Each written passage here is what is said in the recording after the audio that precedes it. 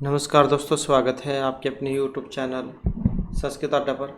दोस्तों, आज की जो वीडियो इसमें हम करने वाले हैं आपके कॉम्पिटिटिव एग्ज़ाम के लिए जो महत्वपूर्ण क्वेश्चन।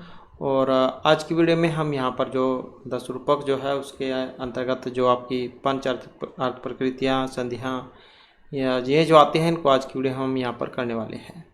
और ये जो पार्ट है वेरी वेरी इंपॉर्टेंट है, क्योंकि यहाँ से एक क्वेश्चन जो एग्ज़ाम में ज़रूर आता ही आता है। और अगर आप हमारी इनसे पहले वाली वीडियो को अगर आप देखना चाहते हैं तो इसे आप हमारे चैनल की प्लेलिस्ट में जाकर देख सकते हैं। तो यहाँ पर हमारा जो 10 रूपक है ये आ जाता है। रूपकस्य मुख्य रूपेण त्रयभेदा सन्ति। अब ये भी क्वेश्चन कई बार जा एग्जाम में आ जाता है। रूपक के मुख्य रूप से कितने भेद हैं? 3। कौन कौन से? वस्तु, नेता, रस। ये भी जा कई बार आ चुका है एग्जाम में। एषामेव आधारेण रूपकानि विविधानि भवन्ति। एतेषां वस्तु द्विविधा भवति, आधिकारिकम कथा वस्तु और प्रासंगिक कथा वस्तु। अब सबसे पहले जो है यहाँ पर आ जाती है आधिकारिकम कथा वस्तु। अधिकार हैं, तो सबसे पहले आधिकारिकम कथा वस्तु है और इसमें आ जाएगा अधिकार है फल स्वामी अधिकारी च तत्प्रभु तत्निवृत्तम अभिव्यापी वृत्तम स्याद अधिकारिकम। अर्थात अधिकारस्य अर्थो अस्ति फलस्य स्वामित्वम, तस्य फलस्य स्वामी अधिकारी अभिधीयते, तेन अधिकारिण कृतम अथवा तत्संबंधम काव्य अभिव्याप्तम इति वृत्तम अधिकारिकम कथ्यते। इदम इति वृत्तम कथा वस्तु प्रधान भवति तथा आरंभादात पर्यंतम गामी भवति। इसके बाद आ जाता है जो प्रासंगिक कथा वस्तु है। प्रासंगिक प्रार्थस्य स्वार्थस्य प्रसंगतः अर्थात यत् इतिवृत्तम कथा वस्तु वा अन्यस्य प्रयोजनस्य सिद्ध्यर्थं भवति, किंतु प्रसंगेन तस्य शिवक्यस्यापि प्रयोजनस्य सिद्धिर्गायते तत् प्रासंगिकम कथा वस्तु अभिधीयते। प्रासंगिक कथा वस्तु आधिकारिक कथाया फल सिद्धो सहायकं भवति, किंतु प्रसंगतः अस्य स्वप्रयोजनमपि सिद्धं समजायते। यथा रामकथायां रामस्य कथावस्तुनः मुख्य उद्देश्यं रावणस्य वधः सीताया प्राप्ति च अस्ति। अस्य उद्देश्यस्य प्राप्तो सुग्रीवस्य कथा सहायिका अस्ति, किंतु तत्कथाया फलं बालीवधः तथा राज्यप्राप्ति अपि प्रसंगवशात् सिद्ध्यति। प्रासंगिक कथा वस्तु विविधा भवति। अब ये भी क्वेश्चन जो है वेरी वेरी इंपॉर्टेंट है और बहुत बार ये एग्ज़ाम में आ भी चुका है।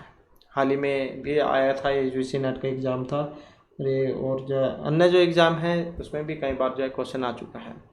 तो प्रासंगिक कथा वस्तु द्विविधा होती है। पताका और प्रक्रिया, ये दो भेद हैं। अब सबसे पहले जो पताका है वो क्या होती है, ये आता है आपके एग्जाम में क्वेश्चन। पताका प्रासंगिकम कथा वस्तु अनुबंध सहितम दूरगामी प्रासंगिकम वृत्तम पताका कथ्यते। यसे राम कथायां सुग्रीवस्य वृत्तान्तं रामस्य कथायां सार्धं दूरम यावत् चलति। यथा पताका व ध्वजः नायकस्य असाधारणं चिह्नं भवति तथा तस्य उपकारं करोति। एवं इदं वृत्तमपि नायकस्य संबंधित कथाया उपकारं करोति, अतः पताका अभिधीयते। मतलब जो कथा जाओ बहुत दूर तक जाती है। जैसे सुग्रीव वाली जो कथा थी वो बहुत दूर तक चली है, सुग्रीव वृत्तांत। तो ये होती है पताका, मतलब जो दूर तक चलती है। अब दूसरे नंबर पे आ जाती है प्रक्रिया। प्रक्रिया क्या है? एक प्रदेशगामी प्रासंगिकम इतिवृत्तम कथ्यते। यथा रामायणे श्रवण कुमारस्य कथा। इसका मतलब है जो थोड़े टाइम के लिए हो। जैसे ये श्रवण कुमार वाली जो कथा है ये रामायण में से संबंधित है, लेकिन ये थोड़े से टाइम के लिए है। और एक होती है जो दूर तक चलती है, जैसे यहाँ पर ये हमने पताका में पढ़ा जो सुग्रीव वृत्तांत है। तो ये दोनों आते हैं कि जैसे दूरगामी जो होती है वो कौन सा वृत्तांत है, मतलब कौन सी कथा वस्तु है, ये पताका या प्रक्रिया, इस प्रकार से आ जाता है एग्जाम में। तो ये आपने याद रखना है। एक प्रदेशगामी प्रासंगिकम इतिवृत्तम कथ्यते यथा रामायणे श्रवण कुमारस्य कथा। इदं वृत्तम किंचित दूरम यावत् चलति और प्रक्रिया कथा एक देशीय भवति। प्रकार्यः नायकः स्वस्य कस्यचित् प्रयोजनस्य सिद्धिं न कृत्वा निरपेक्ष भावेन प्रधान नायकस्य सहायकः भवति। यथा रामचरिते जटायु अस्ति। तो यहाँ पर क्या है, अपनी सिद्धि इसमें कुछ नहीं करता बल्कि दूसरे की सहायता ही करता है। जैसे रामायण जो है इसमें जो जटायु है वो जो है राम जो है इनकी सहायता करता है। पताका प्रकृत्या उभे एव प्रासंगिके कथा वस्तुनिष्ठ है। यथा आधिकारिक कथाया प्रवाहे योगम प्रदत्त एवं प्रधान फलस्य सिद्धये साहिके भवतः तथापि उभयो अनन्तरः विद्यते। पताका नायकस्य किमपि सवकम् एव प्रयोजनं भवति। स स्वप्रयोजनस्य सिद्धये स प्रधाननायकस्य कार्यसाफल्ये सहायकं भवति। यथा रामकथायां सुग्रीवस्य प्रयोजनं बालीवधस्य अथवा राज्यप्राप्तिरूपेण अस्ति तथा सः स्वप्रयोजनसिद्ध्यर्थं रामस्य सहायकं भवति। प्रकार्यः नायकः स्वस्य कस्यचित् प्रयोजनस्य यथा रामकथायां जटायुः। तो ये वही है जैसे कि हमने अभी पढ़ा पताका प्रकृति वाला। अब जो यहाँ पर इन सभी महत्वपूर्ण क्वेश्चन आ जाता है अर्थ प्रकृति वाला, एक जो एग्जाम में इनमें से आती है। तो ये 5 होती है। ये एग्जाम में भी कई बार आ जाता है कि अर्थ प्रकृतियाँ कितनी होती है या फिर कौन कौन सी होती है। तो अर्थ प्रकृतियाँ जो है 5 होती है। नाट्यम इति वृत्तम पंचधा विभक्तम क्रियते इदमेव नाट्यम इति वृत्तम अर्थ प्रकृतियाँ भी कथ्यते। अर्थ प्रकृतियाँ प्रयोजन सिद्ध्येव सन्ति। अर्थ रूपक प्रयोजन यद वा फलमिति प्रकृतिया सिद्धि हेतु है। एवं यही तत्व रूपक कथानक प्रयुक्तस्य प्रयोजनस्य सिद्धि भवति ते अर्थ प्रकृतियाः सन्ति। 10 रूपकारेण 5 अर्थ प्रकृतियाः प्रतिपादिताः सन्ति ते च नामतः। तो 10 रूपकार जो है इन्होंने 5 अर्थ प्रकृतियाँ बतलाई थी। कौन कौन सी हैं, जैसे यहाँ पर बीज, बिंदु, पताका, प्रकृति और कार्य। तो ये 5 होती हैं। ये इसके माध्यम से भी यहाँ पर बतलाए गए हैं। बीज, बिंदु, पताख्या, प्रकृति, कार्य, लक्षण। अर्थ प्रकृति है पंचतायिता प्रकृति। अब इन्हीं के बारे में वर्णन है। जैसे यहाँ पर ये बीज के बारे में है। बीज क्या होता है? यद इति वृत्तम प्रारंभे संक्षेपेण कथ्यते तथा फल प्राप्ति पर्यंतम अनेकै रूपै पल्वितम सत विस्तारम प्राप्नोति तद बीजम इति उच्यते। अल्पमात्रम समुदिष्टम बहुधा यद विसर्पिते फलावसानम यत् च एव बीजम तद अभिधीयते। इदम बीजम महाकार्यस्य अवंतरकार्यस्य च हेतुत्वात् अनेकधा भवति। फल बीजम, वस्तु बीजम और अर्थ बीजम। दूसरे नंबर पे आ जाता है बिंदु। यत्र अर्थांतरणेन विच्छिन्न इति वृत्तम योजितुम अग्रे च प्रसारितुम किमपि कारणं प्रयुज्यते तत्कारणं बिंदु इति अभिधीयते। अवान्तर विच्छेद बिंदुर्छेद कारणम्। प्रथमार्थ प्रकृतित्वेन बीजं महत् कार्यं हेतुभूतम् अवान्तर कार्य हेतुभूतं च द्विविधं भवति। तत्र अवान्तर कार्य हेतु बीजमेव बिंदुर इति संज्ञान्तरेण अभिहितम् अस्ति। नाट्यशास्त्रिभिः महत् कार्य हेतुभूतं तो प्रथम बीजम इति उभयो वेद है। हेतुयं कथानके तथैव प्रसारं याति जले तैल बिंदुर इति बिंदुर एव अस्य संज्ञा। यथा रत्नावली नाटिकायां देव्याः वासुदत्तया संपादिता कामदेवस्य पूजा एकम अवान्तरं ऋतमस्ति। अनेन कथानके विशृंखलता आयाति। एवं विशृंखलितस्य वृत्तस्य योजनां सम्पादितुमेव नेपथ्यतः उदयनस्य नन्दिरे एव अवीक्ष्यते इति सूचित्वा सागरिक रूपेण तत्र वर्तमान्यः रत्नावल्याः किम एव राजा उदयनः यस्मै पित्रा दत्तास्मि इति कथनस्य योजनं कृतम् इति। इदमेव छेद कारणम् अत्र बिंदु अस्ति। इसके बाद है पताका। स अनुबंधम पताकाख्यम इति 10 रूपक क्षणानुसारम यद वस्तु सानुबंधम अनुबंधनेन सहितम सभिप्रायम इति किम उद्देश्यम विशेषम आदाय प्रवर्ति दूरम च अनुवर्तिते तत् पताका इति उच्यते। यथा रामायणे सुग्रीवविभीषणयोः वृत्तान्तं दूरम यावत् प्रचलति यथा च पताका ध्वजा नायकस्य उपलक्षणं सूचिका वा भवति तथैव आधिकारिकं वृत्तं नायकं च पोषयति तद्वस्तु अपि पताका नाम भाग भवति। इसके बाद आ जाता है प्रकृति। यद वृत्तं स्वल्पं कथानकस्य एक देश अनुसारी च भवति तत् प्रकृति इति प्रकृति च प्रदेश भाग। यथा रामायणे सबरी वृत्तान्तम इति। इसके बाद है कार्यम। त्रिवर्ग साधनम नाट्यम इति उक्ति दिशा धर्मार्थ काम रूपम नाट्यस्य फलम एव कार्यम इति उच्यते। कार्यम त्रिवर्ग है इति 10 रूपक वचनात् धर्मार्थ काम रूपेषु नाट्य कार्येषु कवचिद एकस्य कवचिद द्वयोः कवचिद च त्रयाणामपि सिद्धिः भवति इति। इसके बाद आ जाता है पंच कार्यावस्था। फलार्थिभिः नायकादिभिः प्रारब्धस्य कार्यस्य पंच अवस्था भवन्ति। तो ये भी वेरी वेरी इंपॉर्टेंट है। 5 ही कार्य की अवस्थाएं होती हैं: आरंभ, यतन, प्राप्त्याशा, नियताप्ति और फलागम। तो वेरी वेरी इंपॉर्टेंट है ये वाला भी। आगे इन्हीं के बारे में है। जैसे आरंभ है, कस्यापि विशेषस्य फलस्य प्राप्ति अर्थम नायकादीनाम औत्सुक्यम एव आरंभ है इति उच्यते। औत्सुक्य मात्र आरंभ है फल लाभाय भूयसी अर्थात इदम संपादितम अध्यवसाय मात्रम आरंभ इति यथा रत्नवली नाटिकायां प्रारंभे अस्मिन् स्वामिनो वृद्धि हेतु हो तब एव च इत्थं दत्त हस्त अवलंबे इति योगेन्द्रायण मुखेन वत्सराजनोदनस्य कार्यारम्भः सूच्यते। अस्य कार्यस्य सिद्धिः योगेन्द्रायण आश्रिता अस्ति। अत्र योगेन्द्रायणेन उत्तरा उदयन रत्नावली सम्मेलन रूफलम प्रति औत्सुक्यम प्रदर्शितमिति आरंभ नामकं नाट्यम तत्वम अस्ति इति।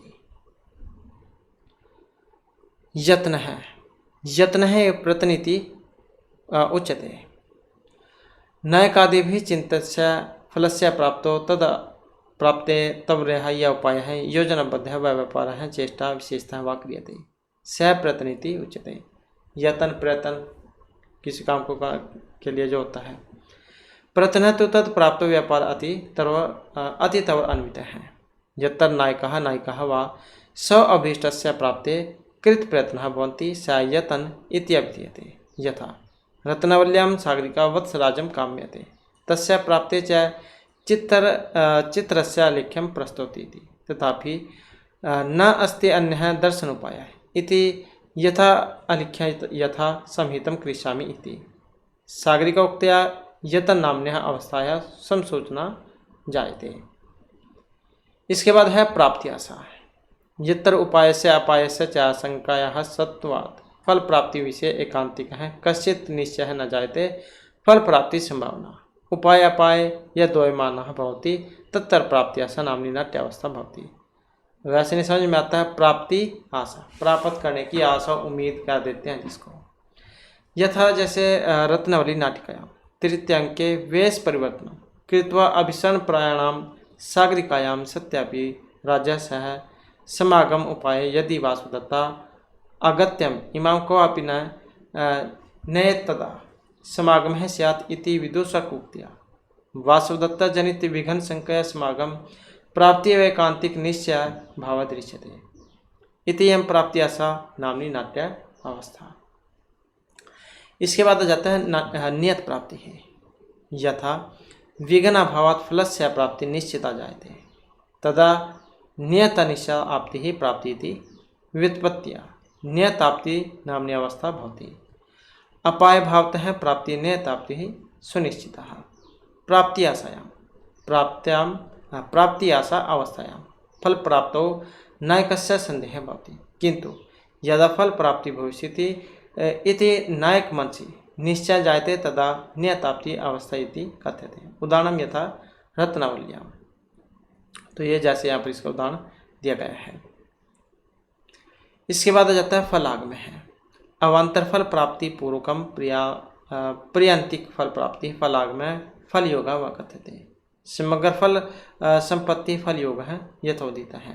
यथा रत्नावली नाटिकाया प्रियंतिक फलम अस्ति वत्सराजोदयनस्य सागरिका पाणिग्रहणेन चक्रवर्तितव लाभ है रत्नावलीला पूर्वकम तत् लाभ है जायते वत्सराजस्य इति तत्तर फलागम रूपा अवस्था।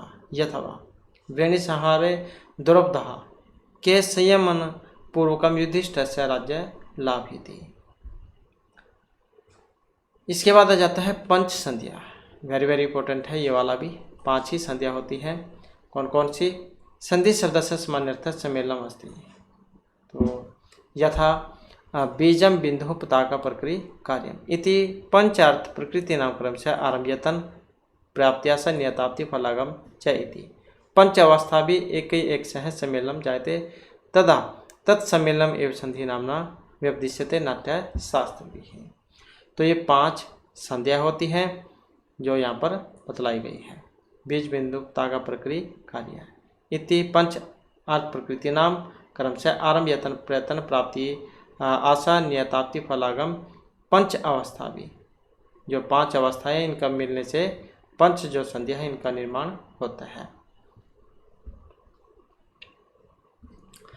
अर्थ प्रकृति है पंच अवस्था संहिता यथा संख्या जायते मुख आदि 5 संध्या है। आरंभ अवस्था युक्त बीज प्रकृति ही मुख संधि ही। आरंभ अवस्था बीज प्रकृति से मुख संधि ही। प्रत्यन अवस्था से बिंदु प्रकृति ही प्रतिमुख संधि। प्राप्ति आशा समन्वितः पताका गर्भ संधि ही। नियताप्ति समन्वित परकरी विमर्श संधि ही तथा फलागम अवस्था समन्विता कार्य प्रकृति उपसमृति ही संधि इति हल्दियते हैं। तो इनके संयोग से ये बनती है। मुख प्रतिमुख गर्भ विमर्श निर्वहन ये होती है संधियाँ। फलतः संधि अपि पंच भवन्ति मुख प्रतिमुख गर्भ विमर्श और निर्वहन या फिर उपसमृति ये होती है 5 संधियाँ। और ये जो आरंभ अवस्थाएं जो है इनके मिलने से और कार्य की अवस्थाएं जो है ये इनके मिलने से इन संधियों का निर्माण होता है। और ये क्वेश्चन यहाँ पर तो संस्कृत में है, अगर इसी क्वेश्चन को आप हिंदी में भी पढ़ना चाहते हैं तो ये आपको पुराने वाली जो वीडियो है उसमें मिल जाएगा। इसके बाद आ जाता है मुखम। बीज नामन्यात् प्रकृतम आरंभ नामनीम कार्य अवस्थिम संयोक्तरी संधि यत्र बहुनाम रसानाम कल्पना भवति मुख संधि कथ्यते। मुखम बीज समुत्पत्तिर नाना अर्थ संभवा अंगानि 12 एतस्य बीज आरंभ समन्वयात् अर्थात यत्र नैक विधस्य प्रयोजनस्य तथा रसस्य उत्पादितैः बीज उत्पत्ति भवति सा मुख संधिः विधीयते। यह मुख संधिः बीजस्य आरंभस्य च समन्वयेन 12 अंगयुक्ता भवति। जैसे यहाँ पर ये इसके बारे में ही है जो 12 अंग यहाँ पर बताए गए हैं। उपक्षेप परिकरः परिन्यास विलोभनम युक्ति प्राप्ति समाधानम विधानम परिभावना उद्भेद भेद कारणानि अन्व्यार्थ अन्यत लक्षणम अर्थात उपक्षेप और क्या हो गया परिकर परिन्यास विलोभनम युक्ति प्राप्ति समाधानम विधानम परिभावना उद्भेद भेद है। तो यह यहाँ पर जो बतलाए गए हैं। कर्णम इमानी 12 मुख संधि अंगानी। तो ये 12 जो मुख संधि के अंग यहाँ पर बतलाए गए हैं। इसके बाद जाता है प्रतिमुख। बिंदु नामक अर्थ प्रकृति यत नामकम कार्यावस्थाया संयोजन कर्तरि संधि प्रथमुख संधि कथ्यते।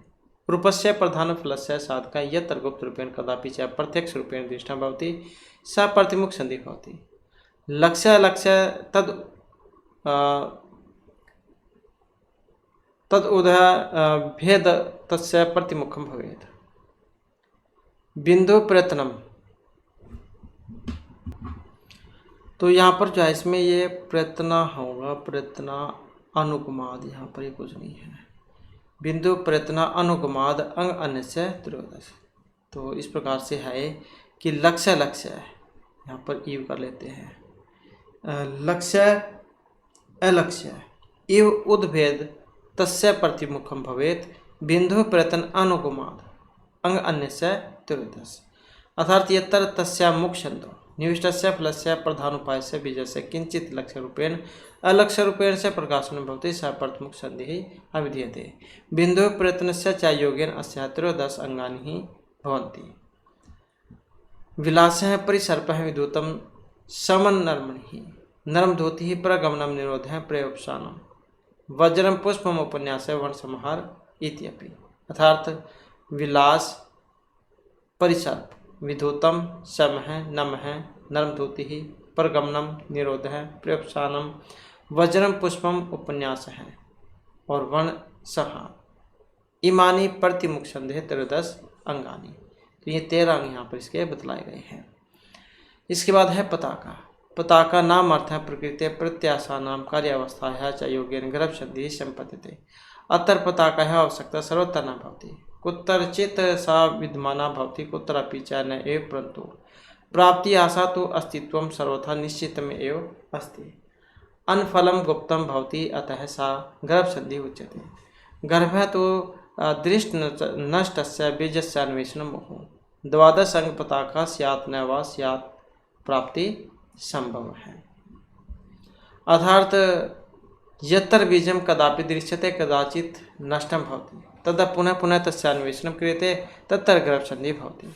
प्राप्ति आशायाः पताकायाः च योगेन गर्भसन्धिः द्वादश अंगानि भवन्ति। अभूताहरणं मार्गः, रूप उदाहरणे कर्मः, संग्रह च अनुमानं च तोटकादि बले तथा उद्वेग सभ्रम आक्षेपः लक्षणं च परिणीयते। अर्थात अभूतहरणं मार्गः, रूपम उदाहरणं कर्मः, संग्रह अनुमानम तोटकम अधिबलम उद्वेगः सभ्रम और आक्षेप, जो यहाँ तक ये बतलाए गए हैं। तो ये जो है यहाँ पर गर्भ संधि के 12 अंग बतलाए गए हैं। इसके बाद है विमर्श है, यत्र न्यताप्ते तथा प्रकार्यः योगः भवति तत्र विमर्शन्धिः जायते, परन्तु प्रकार्यः स्थितिः वैकल्पिका अस्ति, यत्र फलस्य उपायः तु पूर्वापेक्षाधिकं विकसितिः भवति, परन्तु विघ्नेषु समागतेषु तत्र आघात समुत्पद्यते, सा विमर्शन्धिः भवति। यहाँ पर फिर ये इसके बारे में बतलाया गया है। तो जैसे यहाँ पर है, क्रोधेन अमरीश सेद यत्र व्यसनाद व विलोभनाद गर्भ निर्भिन्न बीजार्थ स अविमर्शिति समृत है। अर्थात यत्र क्रोधेन व्यसनेन व प्रलोभेन फल प्राप्ति विषय विमर्श क्रियते, तथा यत्र गर्भ संधि द्वारा निर्भिन्न बीजार्थस्य संबंधः प्रदर्श्यते, सा विमर्श संधि अभिधीयते। तत्र अपवाद संफेटः विद्रव शक्ति है, द्वितीय प्रसंग छलनम व्यवसाय विरोधनम प्ररोचना विचलनम आदानम चतुर्दश। अर्थात अपवाद संफेट है, विद्रव है, द्रव है, शक्ति ही, द्योति ही, प्रसंग है, छलनम व्यवसाय है, विरोधनम प्ररोचना विचलनम आदानम च इमानी त्रयोदश विमर्श संदेह अंगानी। तो ये जो है यहाँ पर 13 ये विमर्श संधि के अंग बतलाए गए, यहाँ से लेकर तत्र अपवाद संपेट है, ये वाले विद्रव द्रव शक्ति है। तो ये 13 है इसके बाद आ जाता है उपस्मृति निर्वाण संधि भी कहते हैं इसको। ये तर कार्य नामनी अर्थ प्रकृति ही तथा फल आगम नाम ध्येय कार्यावस्था सम्मिलितो भवता है, अर्थात प्रयोजनस्य पूर्णतः सिद्धि भवति तत् निर्वाण संधि संपत्ति बीजवंत मुखादर्थ विप्रकीर्ण यथायतम एकार्थम उपनियंते यत निर्वाणम ही तत्। ये भी आपके क्वेश्चन एग्जाम में पूछ जाता है, ये लाइन आ जाती है कई बार एग्जाम में कि कौन सी संधि को दाना है। बीजवंत मुखादर्थ विप्रकीर्ण यथार्थम एकार्थम उपनियंते यत निर्वाण ही तत्, ये काट देंगे यहाँ से और पूछ ले जाएगा कि ये उदाहरण किसका है। अर्थात इयम रूपक प्रबंधस्य या इयम रूपक प्रबंधस्य सार्थराशि अस्ति यत्र तासु संधिषु यत्र उपन्यस्तः बीजादिरूपम इति वृत्त आशा प्रधान फलस्य निष्पादकः भवन्तः दरिदृश्यन्ते। अर्थात यत्र यतस्थानं परकेण बीजयुक्तः मुखादर्थः प्रधान प्रयोजनाय प्राप्तः क्रियन्ते तत्र निर्वहण संधि भवति। संधि अविबोधः ग्रंथनम निर्णय परिभाषणम प्रसादन आनंद समय कृति भाष उपगुहना पूर्वभाव समारोह प्रशस्ति च चतुर्दशा। अर्थात जैसे संधि है, विबोध है, ग्रंथनम निर्णय है, परिभाषणम प्रसाद है और आनंद है, समय है और कृति ही भाषा उपग्रहणम पूर्वभाव है, उपसमाहार है, प्रशस्ति ही एत निर्वाण संधि चतुर्दश भेद। तो ये निर्वाण संधि के 14 भेद हैं। एग्जाम में इस प्रकार भी क्वेश्चन आ जाता है जैसे निर्वाण संधि जो इसके कितने भेद हैं, 14 या फिर कौन कौन से हैं। तो इस कारण से ये क्वेश्चन जैसे महत्वपूर्ण हो जाता है। संधि विबोध ग्रंथनम निर्णय परिभाषणम प्रसाद आनंद समय कृति भाषा उपग्रहणम पूर्वभाव समाहरः प्रशस्ति, क्योंकि ये जो जैसे यूजीसी नेट का जो एग्ज़ाम है तो उसमें ज़्यादातर इस प्रकार के क्वेश्चन ये पूछे जाते हैं। इसके बाद आ जाता है संधियंग प्रयोजनानि, मुख प्रतिमुख गर्भ विमर्श संहृते नाम पंचानामपि संध्यनाम यानी चतुःषष्टि संख्यान अंगानि युक्तानि सन्ति तेषां समेषामपि सामान्येन षट् प्रयोजनानि प्रतिपादितानि सन्ति। इष्टार्थ रचना गोप्य गुप्ति प्रकाशनम रागः प्रयोगस्य चाश्चर्यम वृत्तांत चापक्ष्यति यथा उक्तम। तो संधि के कितने अंग होते हैं ये भी क्वेश्चन जो एग्जाम में आता है, तो ये 64 होते हैं। इष्टस्य अर्थस्य रचना गोप्य गुप्ति प्रकाशनम रागः प्रयोगस्य आश्चर्यम वृत्तान्तस्य अनुपक्ष्य है। एभि चतुष्षष्टि संधि अंगै कवचित् नैकादिभिः इष्टस्य रचना क्रियते। कवचित् गोपस्य अर्थस्य गोपनम, कवचित् अभिनय रागस्य वृद्धिः, कवचित् चमत्कार समावेशः, कवचित् च वृत्तान्तस्य कथावस्तुनः विस्तारः क्रियते। इत्येतानि षट् प्रयोजनानि संधि अंगानाम्। तो इस प्रकार से ये बतलाए गए हैं यहाँ पर। इसके बाद आ जाता है अर्थोक्षेप कहा। जैसे हमने कार्य की अवस्थाएं पढ़ी, अर्थात कार्य की अवस्थाएं पढ़ी, संधि पढ़ी, अर्थोक्षेप आ जाते हैं अब यहाँ पर। तो ये भी 5 ही होते हैं। अर्थ प्रकृतियाँ 5 है, कार्य की अवस्थाएं 5 है, 5 ही संधियाँ हैं, तो अर्थोक्षेप भी 5 ही है। अभिनयस्य विचारेण कथावस्तु वा इतिवृत्तम अथवा नाट्यम आख्यानम द्विविधम भवति, वाच्यम तथा सूच्यम। यथा कथावस्तुनः कापि भागः नीरसः स्यात् वा यस्य रंगमंचे प्रदर्शनम अनुचितं भवेत् तत् सम्यक् रूपेण सूच्यते। नाटके समग्र घटनानां प्रदर्शनस्य आवश्यकता न भवति। कार्यस्य सिद्ध्यर्थं तत्र परिष्कारः संशोधनम् आवश्यकं भवति। एवं विधा घटना सूच्यः कथ्यन्ते। आसाम एव शास्त्रीयं नाम अर्थोक्षेपकः अस्ति। अहम् अर्थोक्षेपकः पंचविधः पंच प्रकारिकः वा भवति। जैसे विस्कम्भक, चोलिका, अंकस्य, अंकअवतार और प्रवेशक। तो ये 5 होती है। आगे फिर इन्हीं के बारे में आया है यहाँ पर। जैसे विस्कम्भक है, यह घटना अतीता समझाता सन्ति एवं यह घटना भविष्यति काले आगमन्यः सन्ति तह देव सूचनादायकः विस्कम्भकः भवति। यह भी आपके एग्जाम में आता है। वृत्तवृत्तिस्य नाम कथांश नाम निर्देशक संक्षेप अर्थ है तो विस्कम्भक मध्यम पात्र प्रयोजित है। ये काट दिया जाएगा बीच में से और पूछ लिया जाएगा कि ये कौन से किसके उदाहरण है, संधि का है, अर्थोक्षेपक का है, कार्य की अवस्थाओं का है। तो इस प्रकार से आता है और विस्कम्भक जो इसका उदाहरण है। विस्कम्भक जो यहाँ पर 2 प्रकार के बतलाए गए हैं। द्विधा भवति, शुद्ध विस्कम्भक है और संकीर्ण विस्कम्भक है। अब शुद्ध विस्कम्भक क्या है? यत्र केवल मध्यमानि पात्राणि भवन्ति सः शुद्ध विस्कम्भक है। संकीर्ण यत्र मध्यमानि तथा अधमानि उभयविध पात्राणि भवन्ति सः संकीर्ण विस्कम्भकः कथ्यते। नाट्ये त्रिविधानि पात्राणि भवन्ति, उत्तम, मध्यम और निम्न। ये 3 प्रकार के पात्र होते हैं, या कह सकते हैं कि ये व्यक्ति भी 3 प्रकार के होते हैं, उत्तम, मध्यम और ये नीच कह सकते हैं जिसको। तो उत्तमानि यत्र निरुपाधि संस्कृत वदन्ति भाषन्ते, तो हो गए उत्तम। बीच वाले जो है यत्र अमात्य सेनापति आते हैं संस्कृत गिरा भाषन्ते, तो जो बीच वाले हैं सेनापति वगैरह। और सबसे थर्ड लेवल वाले कह सकते हैं, जिसे नीच भी कह देते हैं कई बार, तो अगर पुरुषों में गिने जाए तो श्रेणिकानि अथवा अधमानि यत्र दास है चेटी आते हैं प्रकृत भाषा नाम वदंती। अब एग्जाम में जो है ये इनके बारे में एक बार आया हुआ था। जैसे जो है यहाँ पर जो निम्न पात्र जो होते हैं, अधम पात्र, वे कौन सी भाषा बोलते हैं? तो प्राकृत बोलते हैं। इसके बाद आ जाता है चोलिका। यत्र जवनिका अभ्यंतरतः पात्र प्रवेशस्य सूचना प्रदीयते तत्र चोलिका नाम का अर्थोक्षेपकः भवति। अंतर्जवनिका संस्थय चोलिकार्थस्य सूचना, अर्थात जवनिकायाः अंतरस्थ पात्रै कस्यापि अर्थस्य सूचना दानं चोलिका विधीयते। यथा उत्तरामचरितस्य द्वितीयांकस्य प्रारम्भे क्वचिन्यः आत्रेत्यः प्रवेशः जवनिकाभ्यन्तरतः सूचिता अस्ति, यह में सूचना चोलिका इति कथ्यते। इसके बाद आ जाता है अंकस्यम। यदि कस्यचित् अंकस्य अन्ते पात्रै कस्यापि एवविधस्य वृत्तस्य सूचना दीयते येन आगामी अंकस्य आरम्भः भवति तत् अंकस्य अयं वा अंकमुखमिति कथ्यते।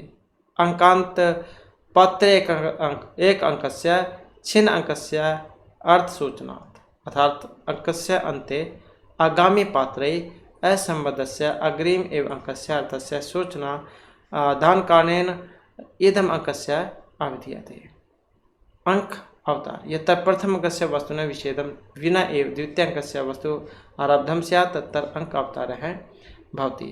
अंक अवतार है तो एक अन्ते पातः अंकस्य अविभाक्तः अर्थात एकस्मिन् अंके समाप्ते सति द्वितीय अंकस्य अभिन्न रूपेण अवतरणं जायते स अंक अवतारः कथ्यते। यथा मालविकाग्निमित्रस्य प्रथम अंकस्य अन्ते विदूषकः कथ्यते यत् द्वे एव देव्योः मृदंगस्य शब्द एव उत्थापिष्यति। यहाँ पर इसमें शायद कुछ मिस है। एतदनन्तरं मृदंगस्य शब्दस्य श्रवणानन्तरं सर्वाणि पात्राणि द्वितीय अंकस्य आरम्भे प्रथम अंकस्य एव पात्राणि आगामी कथावस्तु प्रस्तुतवन्ति आगामी कथा वस्तुतः आरम्भं कुर्वन्ति। एवम् अत्र प्रथम अंकस्य कथाया विच्छेदं विना एव द्वितीय अंकस्य कथाया अवतरणं समजातमस्ति। अतः अंक अवतार नामक अर्थक्षेपकः विद्यते। इसके बाद आ जाता है प्रवेशक। प्रवेश कहाँ पे घटनानां सूचना पूर्ववत् दीयते परंतु सूचकं पात्रं निम्न श्रेण्या एव भवति यथा दास्याते हैं। निम्न नीच क्या देते हैं जैसे या फिर कह सकते हैं कि अधम। तो निम्न पात्रे युक्तवात् नाटकस्य आरम्भे प्रवेशकस्य प्रयोगः न भवति। विस्कम्भक इव एवं विस्कम्भक इव एवं प्रवेशकापि सूचकः भवति। अस्य समग्राणि पात्राणि निम्न श्रेणिकानि भवन्ति और प्रकृतभाषां च भाषन्ते।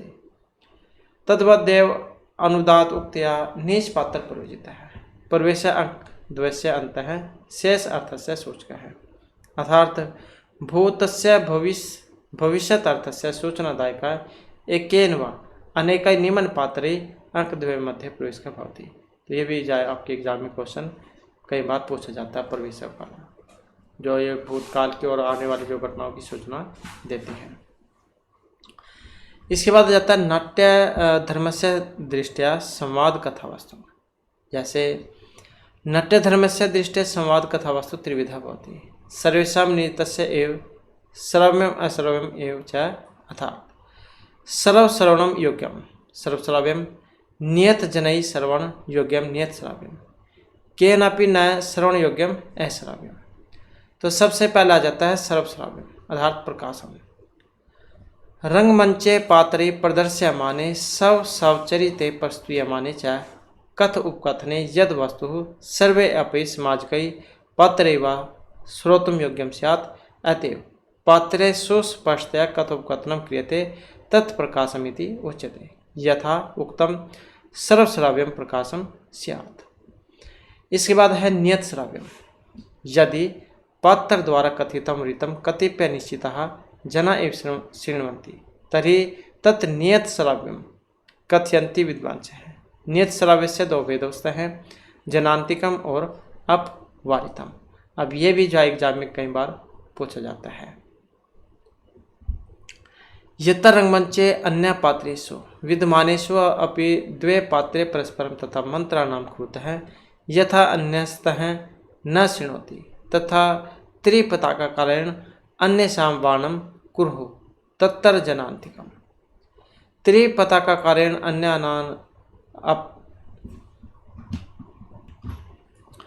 तो त्रिपताकाकारेण अन्यान् अपवार्यतान्तरा कथाम् अन्यन्य मंत्रणं यत् स्यात् जनान्ते तत् जनान्तिकम्। त्रिपताकाकारत्वं तु ऊर्ध्वसु अंगुलिकत्वं वक्र अनामिकम त्वं च इति। अर्थात यहाँ पर इसका मतलब कहने का ये है कि जो कोई अर्थ या बात जिससे छिपाता है या जिससे छिपानी है उसके बीच में सभी उंगलियों में से अनामिका उंगली को झुकाकर दूसरे के साथ जो बात की जाती है वह जनांतिक कहलाती है। अपवारितम यत्र शिव्यम मुखम अन्यतः प्रावृत्त अन्यस्य पात्रस्य रहस्यात्मकं कथनं कथ्यते तत् अपवारितम नाम नाट्यत्वम् इति नाट्यशास्त्रिणां मतम्। रहस्यं कथयन्ते अन्यस्य प्रावृत्तिम् अपवारितम्। अश्राव्यम स्वागतम पात्रे रंगमंचे प्रदर्श्यमाने सवकार्ये उपस्थाप्यमाने च कथोपकथने कथावस्तुनः यः अंशः सर्वैः सामाजिकैः पात्रे वा श्रोतुं योग्यः न भवति अतः एव सुस्पष्टं न उक्त्वा मनसि विचारन्ति पात्राणि तत् स्वगतम् इति उच्यते यथोक्तम अश्रव्यम स्वगतम मतम। तो ये भी एग्जाम में कई बार पहले आ चुका है। स्वगतम मतलब ऐसे कुछ ऐसी बातें होती हैं गुप्त रूप वाली जो आप दूसरे को तो बताना नहीं चाहते हैं, लेकिन आपके अपने मन में उसे बड़बड़ाते रहते हैं, तो वही है ये स्वगतम जो अपने मन में कह जाती है, मतलब जो दूसरों को सुनाई नहीं दे। रूप कस्य लक्षणम तस्य भेदा च रस आश्रितवाद इदम रूपकम दस्ताई भवति।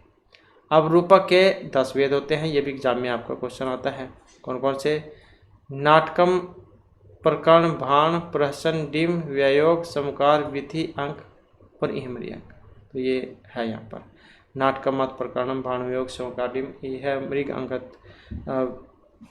इति प्रसहानी 10, मतलब जो यहाँ पर यह इसके माध्यम से जो बतलाए गए हैं।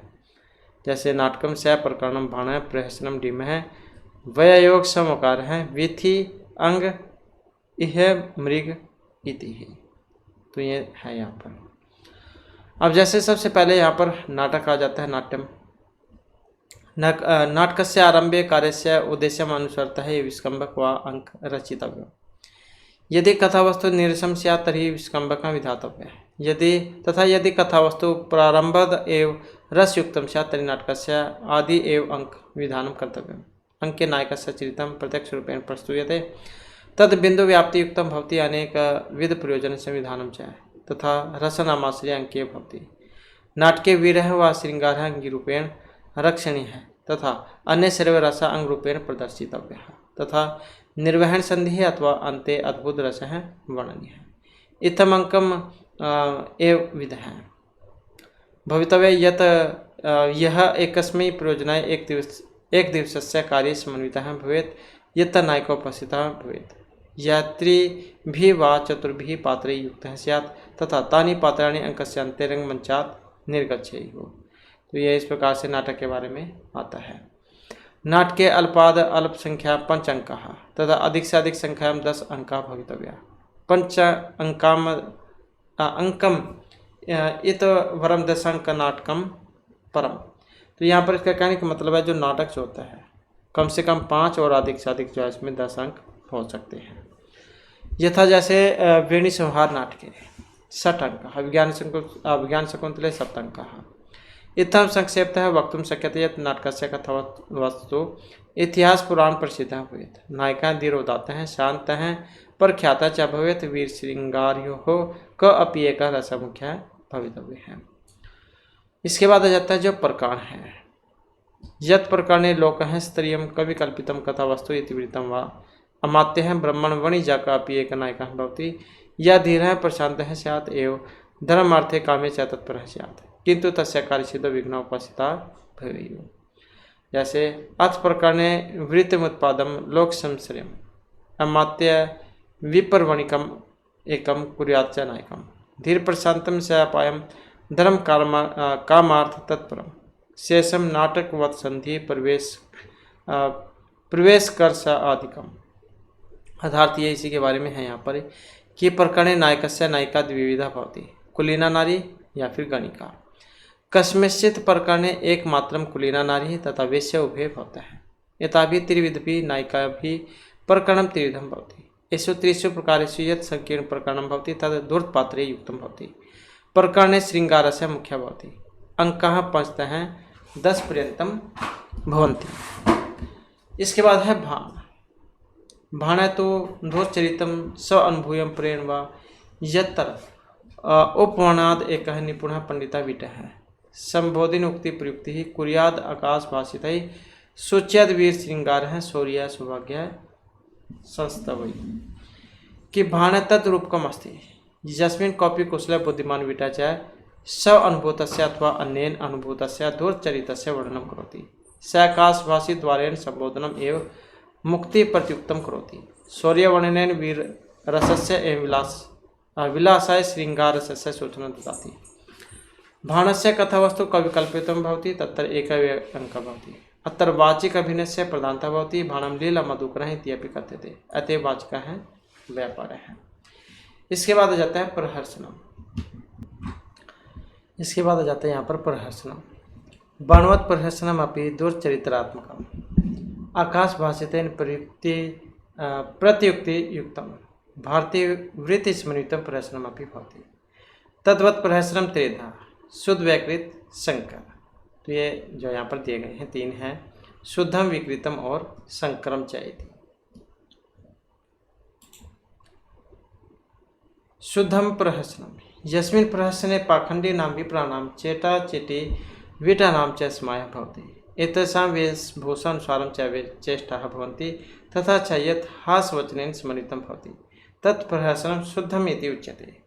पाखंडे विप्रभृतिः चेट चेटी विटाकुलं चेष्टितं वेशभाषाभिः शुद्धं हास्यवचनः अन्वितं।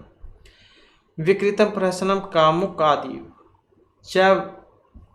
च उवेश है संडकंचुकी तापसई अर्थात यत कामुक आदिनाम भाषा वेशधारी भी नपुंसकई कंचुभिः तथा तपस्वी पात्र युक्तं भवति तत् विकृत प्रहर्षणम्। संकरम चैति प्रहर्षणम् दूर्थ जनस्मन्वितं प्रहर्षणम् संकर प्रहर्षणम् इति उच्यते। संकरादिविद्या संकीर्णम दूर्थ संकुलम। इसके बाद जाता है डिम है। डिम है रूप कस्य अन्यतम भेदास्ति यस्य कथानकम रामायण घृतम भवति। कैसिक वृत्ति रहिता सात्वती आर्वती भारतीय वृत्ति च भवति। मति एत अंगरः देवता गंधर्व यक्ष राक्षस नागः व देवता भवति। भूत प्रेत पिशाच आदि च पात्राणि भवन्ति। उदत स्वभावकानि षोडश संख्याकानि च पात्राणि भवन्ति। रुद्र रस अंगी तद अतिरिक्त च अन्ये रसा अंगभूताः भवन्ति। महेन्द्रजाल युद्ध क्रोध आदि चेष्टाः भवन्ति। चंद्रग्रहण सूर्य ग्रहणे दृश्यं प्रदर्श्यते। चत्वारः अंकाः भवन्ति विमर्शन्धिः न भवति। मुखादिः संध्याः भवन्ति यथा त्रिपुरधः डिम अस्ति। इसके बाद आ जाता है वययोग। वययोगस्य कथानकम इति हा संगृहीतं भवति। आख्यातः उद्धत प्रकृतिः च नरः तस्य नायकः भवति। तत्र गर्भसन्धिः विमर्शन्धिः च न भवतः। श्रृंगार हास्य रसरहितः अन्ये दीप्तः रसः भवन्ति। अत्र उजिम्बृतं युद्धस्य वर्णनं भवति। युद्धकं न नायिकार्थम् अपितु अन्यार्थकं भवति। अत्र पुरुषपात्राणां बहुलता स्त्रीपात्राणां न्यूनता च भवति। वयोगः एक दिनात्मकः एकांकी च भवति। ख्यात इति वृत्तः वययोगः ख्यात उदत नराश्रयः हीनगर विमर्शाभ्यां दीप्ता स्युः डिम्वाद रसः। तो अस्तर निमित्त संग्राम है जमदगन्य जय है यथा एक हर चरितंकई व्यायोग है बहु भी नरे। इसके बाद आ जाता है समकार। समकार नाटक आदि सदृश अमुख्य भवितव्य। देवनाम असुरनाम च प्रसिद्ध कथा भवति। विमर्श प्रत्यय अविशिष्टः चतस्रः संध्याः भवन्ति। इतिहास प्रसिद्ध उदात्त प्रकृतिकाः देवा एवं दानवाः द्वादश नायकाः भवन्ति।